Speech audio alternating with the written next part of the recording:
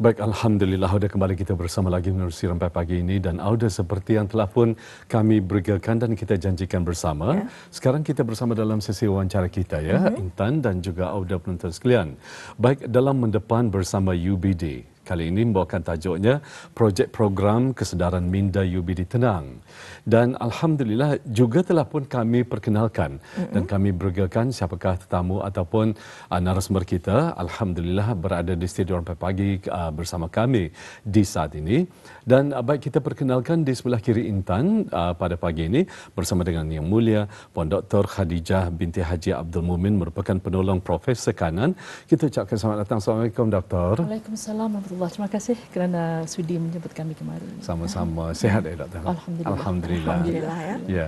Dan di sebelah kirinya pula kita perkenalkan Auda bersama dengan Yang Mulia Dr. Nur Amali bin Haji Aminuddin, merupakan pensyarah. Kita ucapkan selamat datang. Assalamualaikum, Doktor. Waalaikumsalam. Terima kasih. Dan Doktor, apa khabar? Alhamdulillah baik. Alhamdulillah, ya. Tentu sekali kita merasakan bersemangat patriotik, ya. Kerana esok kita akan sama-sama menyambut ulang tahun Hari Kebangsaan Negara Brunei Darussalam yang ke-23 tahun. Maksudnya yang ke-41 tahun. Alhamdulillah. Jadi tapi kita ni berbeza sedikit mengenai dengan tajuk tadi, projek program kesedaran minda UBD Tenang ini. Baik, untuk seterusnya saya serahkan dulu bersama dengan rakan saya Nur Intan. Silakan. Terima kasih Esya. Apapun terima kasih kepada dua orang kita kerana sudi hadir, ya, ke studio Rempai Pagi untuk berkongsi mengenai dengan projek program kesedaran minda UBD Tenang ini. Jadi pertama sekali kita akan tanyakan kepada Yang Mulia Dr. Khadijah. Jadi Doktor, ya, mengenai dengan program ini, apakah dia sebenarnya penjagaan diri dan mengapakah ia amat penting bagi pelajar di semua peringkat ini? Alhamdulillah. Terima kasih, Intan. Penjagaan diri ini adalah amat penting kerana bukan saja daripada segi di peringkat universiti, ya. Malahan ia mungkin daripada sekolah rendah, sekolah menengah, bila di pusat tingkatan 6 macam itulah. Di dalam pembelajaran dan pengajian ini, pelajar-pelajar akan menghadapi masalah dan cabaran. Cabaran itu tak utama sekalinya dari segi sama ada bisdia ni peka untuk membuat diorang punya kertas kerja diorang, tugasan-tugasan yang diberikan oleh segala tenaga akademik, dan juga mereka ini juga akan mengalami cabaran dalam segi bersosialisasi sama rakan-rakan mereka. Oleh kerana itu kadang-kadang mereka ni mengalami masalah kegelisahan, kemurungan dan keletihan. Oleh kerana macam itu, jadi penjagaan diri itu adalah amat penting. Okey, kita ni juga menyahut tema daripada Kementerian Kesihatan bersama ke arah warga sihat sama juga kata ni punya health is everyone's business. Itulah. Jadi untuk itu penjagaan diri itu adalah amat penting supaya pelajar-pelajar dapat berhadapan dengan cabaran itu, supaya dapat menangani stres dengan sebaik mungkin, dengan cara yang berpatutan, dengan cara yang sewajarnya, indah membuat perkara-perkara yang negatif. Jadi penjagaan diri itu adalah daripada segi itu, jadinya di Universiti Brunei Darussalam melalui pejabat penolong Naib Chancellor Hal Ehwal dan urus tadbir dia tu di universiti itu. Jadi kami ada membuat satu kumpulan ini namanya kumpulan projek penjagaan diri bagi pelajar Universiti Brunei Darussalam. Kami daripada Institut Sains Kesihatan Geranan Anak Puteri Rashidah Saad Dato' Bolkiah dan juga daripada Pusat Pengajian Islam Sultan Umar Ali Saifuddin. Ya. Jadi kami bekerjasamalah dengan bahagian hal ehwal pelajar, iaitu melalui Dr. Mursidi bin Haji Ali. Jadi kami membuat satu program yang mana ianya dapat membantu pelajarannya untuk menghadapi stres, untuk mengawal stres dan menangani stres. Ya. So itulah. Jadi yang seterusnya kali saya serahkan kepada Dr. Amali untuk menerangkan daripada segi perspektif Islamnya lah. Ya. Ya. Bismillahirrahmanirrahim. Okey. Kalau yang sudah Dr. Khadijah katakan tadi tu, daripada sudut perspektif Islam, kita ni bukan saja melihat daripada aspek fizikal dan mental, tapi kita ni mementingkan juga daripada segi kesejahteraan rohani. Tapi kesejahteraan rohani ni ia mesti selaras dengan tuntutan agama. Okay? Jadi kalau bila kita ni kan melihat penjagaan diri ni dari perspektif Islam, adalah beberapa perkara lah yang boleh saya kongsikan. Di sini pun saya ambil poinnya saja dulu. So kalau yang kita ni kan melihat niat yang ikhlas, okay? Di mana kalau kita ni memulakan setiap usaha kita ni tu, kita ni perlu niat yang ikhlas. Pasal kalau niat tani ikhlas, niat tani lurus, insya-Allah ia membawa kepada keberkatan.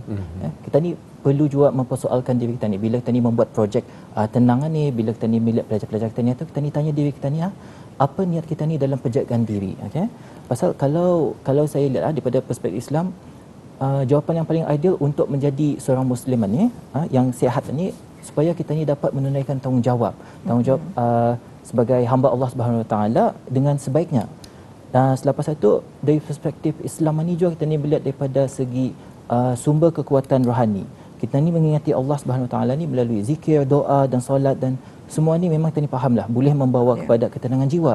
Tapi ada elemen yang dalam sana tu kita ni perlu terapkan, yang mana keyakinan keyakinan bahawa setiap cabaran itu ada hikmahnya. Ini yang penting ni. Pasalnya hikmah ni kadang-kadang kita ni tahu, kadang-kadang kita ni dah tahulah. Jadi kita ni menerima ketetapan Allah Subhanahu Wa Taala itu dengan berlapang dada. Itu yang penting tu. Dan yang terakhir saya kongsikan di sini dalam perspektif Islam ni, penjagaan diri ni ialah bersikap ada prinsip wasatiyah, yang bermaksud keseimbangan ataupun bersederhana. Kalau dalam Islam ni ia menyeru kepada keseimbangan antara keperluan ukhrawi dan duniawi. Kalau kita ni lihat contoh pelajaran memang kita ni faham fokus pelajaran ni adalah untuk belajar.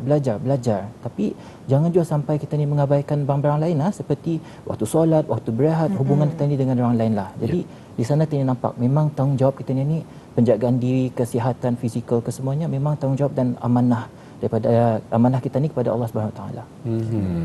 Memang betul jika kita perhatikan ya doktor ya.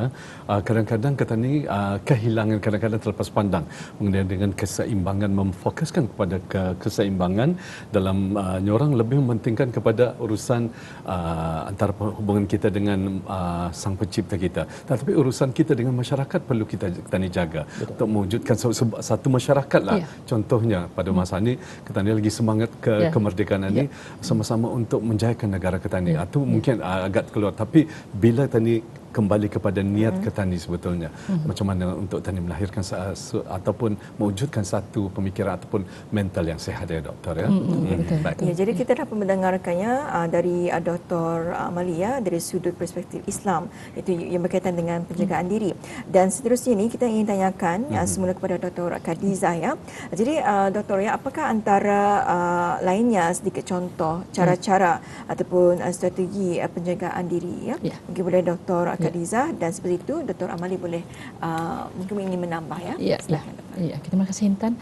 Alhamdulillah tadi yang seperti berkatakan oleh pengacara, alhamdulillah kita ni berbalik semula kepada semangat kebangsaan bersatu mencapai cita negara. Kalau kita ni ada warga yang sihat, macam mana kita ni kan bersatu mencapai ya. Jadi itulah tujuan kita tadi berkali daripada segi penjagaan diri itu. Kita ni mesti menjaga diri daripada segi fizikal, psikososial, emosional, daripada segi budaya. Jadi di sini saya kongsikan inisiatif yang diadakan oleh daripada Pejabat Penolong Naib Chancellor Hal Ehwal dan Urus Tadbir Universiti. Ia dinamakan sebagai inisiatif Universiti Sehat ataupun dalam bahasa Englishnya disebut sebagai Healthy University Initiatives. Jadi inisiatif ini termasuklah merangkumi semua penjagaan diri dan antara contoh-contoh penjagaan diri itu kalau daripada segi fizikal mungkin ada yang suka main badminton, main bola, kalau bini-bini memain bola jaring macam tu. Kalau daripada segi psikososial itu seperti yang Dr. Amali beritahu tadi, macam jangan ia lalaikan menumpukan perhatiannya kepada pelajaran sampai ia lupa orang di sekelilingnya. Betul. Jadi psychosocial ni paling penting psychosocial support ni is very important, sebab kalau ketani ada orang sekeliling ketani ada kan tempat ketani mengadu, ada tempat ketani kan orang shoulder to cry on macam itulah. Jadi kawan-kawan dan keluarga dan juga apa saja sokongan daripada pihak universiti adalah amat penting. Jadi pelajar-pelajar adalah disarankan untuk menjaga diri itu juga menggunakan apa saja servis yang diadakanlah daripada pihak universiti macam itu. Selain daripada itu juga penjagaan diri daripada segi budaya, mungkin ia suka melukis, dia suka menulis, macam tu. Itu boleh je tu. Sebab kami ada sekumpulan pelajaran ni, BISTIA membuat satu kumpulan, nama kumpulannya ni Kumpulan Kesejahteraan dan Kesihatan. Betul. Kesihatan dan Kesejahteraan, Health and Wellness Group. Jadi di dalam grup ini BISTIA melakukan aktiviti-aktiviti seperti macam aktiviti melukis untuk macam meluahkan rasa letih diorang lah. Dan ada yang suka menulis puisi. Lepas tu ada yang suka juga di antara lainnya ada juga yang suka membaca translasi daripada alih bahasa daripada Al-Quran untuk supaya membagi motivasi lah sesama sendiri macam itu. Jadi ini adalah contoh-contohnya, dan barangkali juga ada yang suka melihara kucing lah. Kucing, arnab, macam itulah. Bunga-bunga. Kan lagi masa COVID kata ni orang memelihara bunga-bunga keladian ni.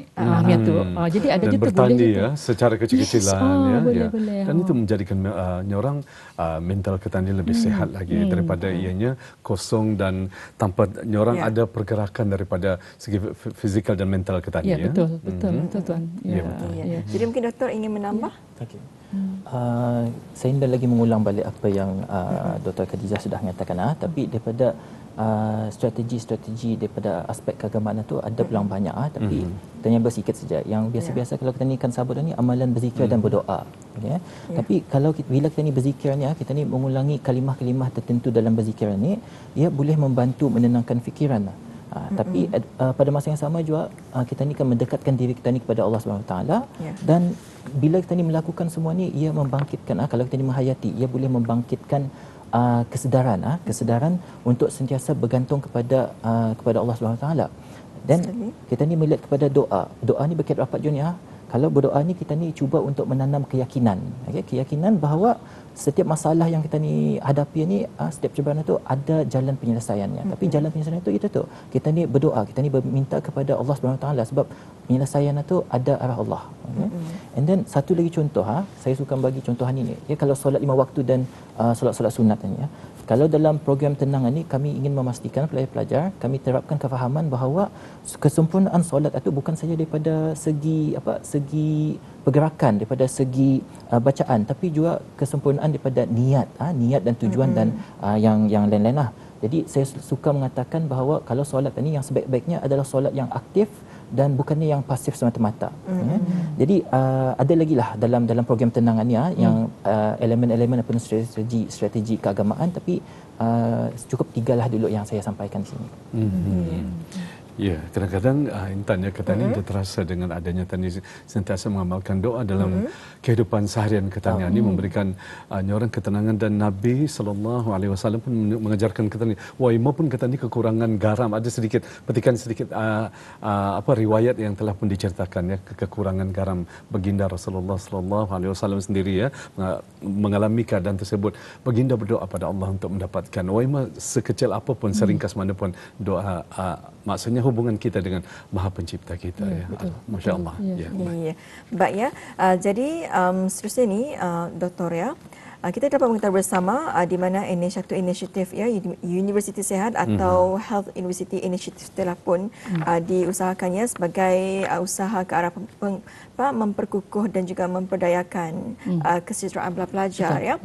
Jadi wawancara kita ini kita ingin mengetahui dengan lebih lanjut mengenai dengan program ini, iaitu program kesedaran minda projek tenang UBD ataupun UBD Mindfulness Program. Jadi mungkin boleh Doktor terangkan struktur program ini dengan lebih lanjut ni. Silakan. Okay. Alhamdulillah, terima kasih Intan. Ya, untuk program tenang ataupun program kesedaran minda dalam bahasa orang putihnya mindfulness. Program ini kami adaptasi daripada negara Singapura.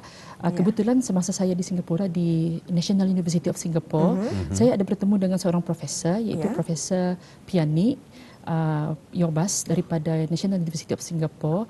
Beliau telah banyak membuat program kesedaran minda ni bukan saja untuk pelajar, malahan kepada pesakit-pesakit kanser. Lepas itu orang-orang yang warga emas dan sebagainya lah.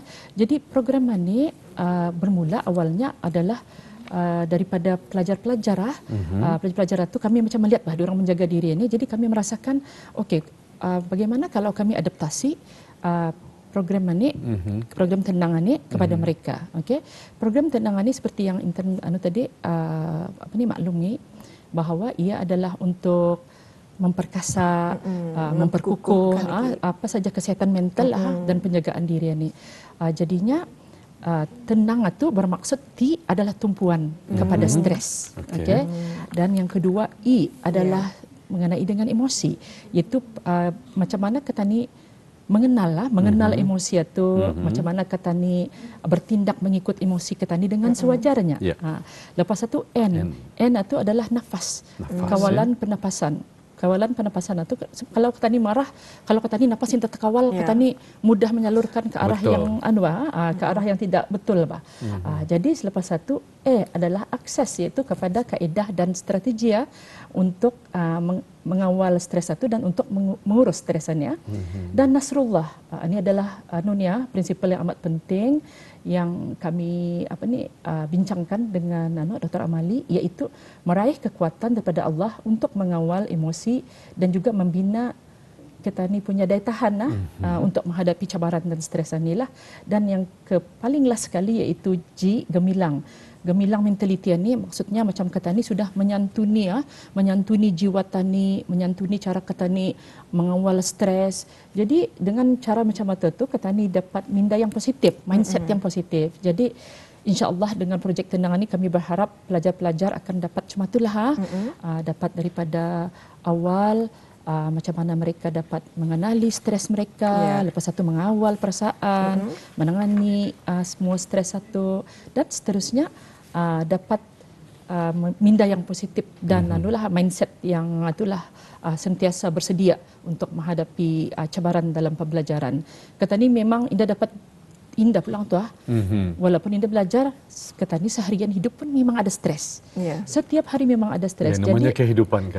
Itu karena itulah sebabnya mengkali kami berbincang, baiktah kita ni introducekan, kita ni perkenalkan program tenang ini, insya-Allah semoga Allah Taala dapat membimbing kita ni ke jalan apa yang kita ni niatkan itulah, insya-Allah. Jadi ni doktor, program ini adakah sedang dijalankan ataupun akan diperkenalkan macam mana? Adakah sudah dijalankan doktor? Okey, so sebahagian daripada program tenang ini sudah kami jalankan secara kata ni rintis secara rintis. Kami sudah mengadakan selama 6 minggu, tapi belum secara berstruktur lah. 6 minggu itu kami terapkan kesedaran minda ni ataupun mindfulness ni di setiap penjagaan diri di setiap minggu, iaitu selama 6 minggu sudah ni. Jadi kami ada kongsikan video harap nanti sekarang kita mainkan. Di dalam video itu ada melihatkanlah kami punya apa yang sudah kami lakukan, apa yang sudah kami buat bersama dengan pelajar-pelajar itulah. Pelajar-pelajar ini mereka sangat semangat pulang. Di setiap minggu tu memangnya kami mesti juga ada penjagaan diri ini walaupun 1 jam doktornya. Jadi ani yang ketani maukan. Ketani indah mau macam ketani yang mengarahkan itu kalau ketani mengarahkan sampai bila tani kan mengarahkan, tapi kalau ketani ada pelajar yang bersemangat atau alhamdulillah. Jadi mereka sendiri yang membuat, mereka sendiri yang menjalankan, jadi mereka sendiri yang membuat perancangan itulah untuk penjagaan diri itu. Jadi kami menjalankannya dengan secara rintis melalui art ataupun lukisan melalui berzikir, melalui juga baru hari Rabu ni saya tu secara online. Ya. Secara online kami cubakan dia pasalnya sebabnya kesian kan bis dia klinikal. Ya. Klinikal ni kalau ada sudah penempatan di klinikal dapatkan balik ke UBD kan. Jadi kami adakan secara online. So inilah kumpulannya yang Health and Wellness Group Executive Committee ni. Mereka ni sangat bersemangat, sangat-sangat teruja kami lah melihat diorang punya semangat diorang lah untuk menjayakan bukan saja pada segi untuk menjayakan program ini tapi juga daripada segi mereka lah. Ini adalah di antara lainnya pelajar-pelajar yang terlibat. So insyaallah ini adalah skala yang kecil. Insyaallah di masa akan datang kami berharap semoga skalanya akan lebih besar lah. Dengan struktur yang lebih lagi bagus iaitu selama 4 ke 6 minggu diterapkan dengan daripada segi psikososial, emosional dan juga Islamik daripada segi Islamiknya lah. Ya. Dan kita cuma ada masa lagi dalam 4 minit lebih kurang. Baik. Begitu. Jadi kita serahkan pada Yang Mulia Dr. Ramali sendiri dapat menjelaskan mengenai dengan mindfulness ini ataupun program tentang tenang sebetulnya UBD ini. Silakan. Terima kasih Tuan Sudara. Jadi kalau kita ni melihatlah program tenang ni memang ia punya yang memulakannya daripada National University Singapura, tapi bila kita ni membawakan barangannya ke Brunei ke masyarakat tani sendiri, kita ni perlu ada kelainan yang diadaptasikan untuk kesesuaian. Jadi kita ni mengambil daripada unsur-unsur Islamik dan juga falsafah Melayu Islam Raja. So sebagai contoh, bila kami kan cuba menerapkan penerapan nilai-nilai rohani dalam latihan kesedaran mindanya, jadi kami sebagai contoh, bila kami menggabungkan teknik-teknik pernafasan ni, kita ni melakukannya dengan mengingati Allah Subhanahu Wa Taala. Jadi kita ni rasa syukur, sabar, zikir, berdoa ni dijadikan kandungan utama supaya peserta bukan saja dapat mendapat ketenangan jiwa ni daripada segi mental, tapi mereka juga mendapat ketenangan jiwa daripada segi kerohanian. And kerohanian ini ia mesti berpaksikan dengan keimanan. Kemudian kami aplikasikan prinsip-prinsip tawakal, istighfar, redha.